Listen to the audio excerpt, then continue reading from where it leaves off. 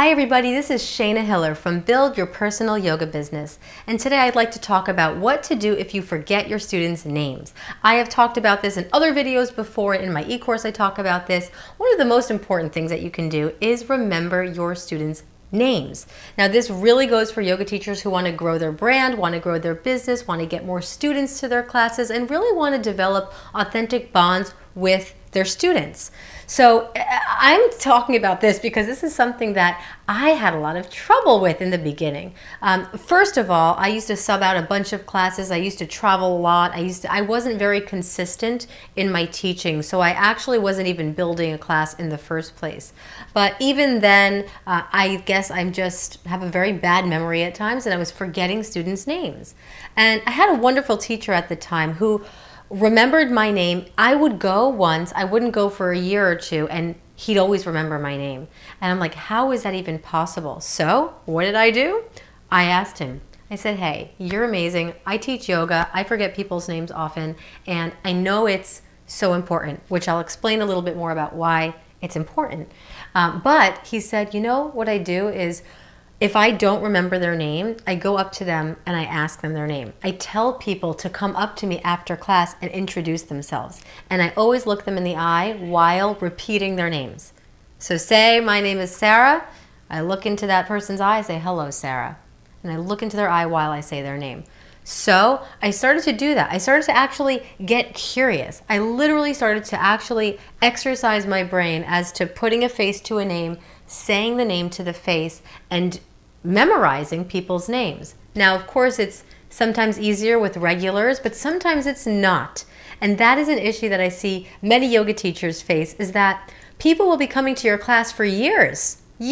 Every single time you teach, they'll be in your class. And somehow you realize 2 years later, you still don't know their name. And it's in that awkward phase.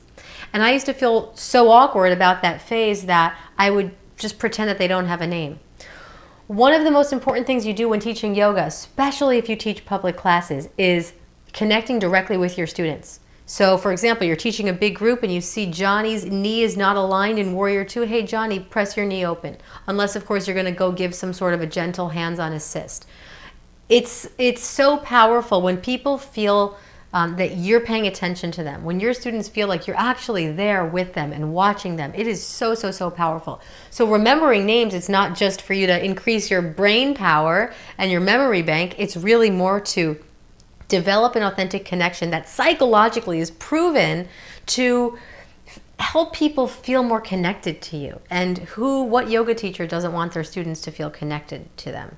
So if you do have people that have been coming for a long time, it really is important. And guess what you do?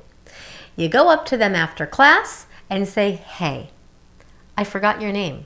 What is it? That's it. They're not going to be mad. They're not going to punch you in the face, most likely. I don't know that, but I don't think they will. And there you go. You've eased it. As opposed to, I know for myself, I used to get into my head about it. I used to look on the computer at the roster, but sometimes I still couldn't figure it out. So if I forget somebody's name, I just walk up to them and say, hello, you've been coming to my class forever, and I forgot your name. Can you remind me? And they just laugh and say, it's Johnny. And that's it. And then you're done and you remember Johnny forever. So these are some tactics. Ask. Invite students up to you after the class to introduce themselves. When being introduced, be present. Look into their eyes and say their name. Be willing to be a human about it and make mistakes. There's many people who are going to come into and out of your life, students, so do the best you can to be present with your students, especially before and after class, introductions, so that you can develop a bond with them that lasts far beyond 1 hour yoga class.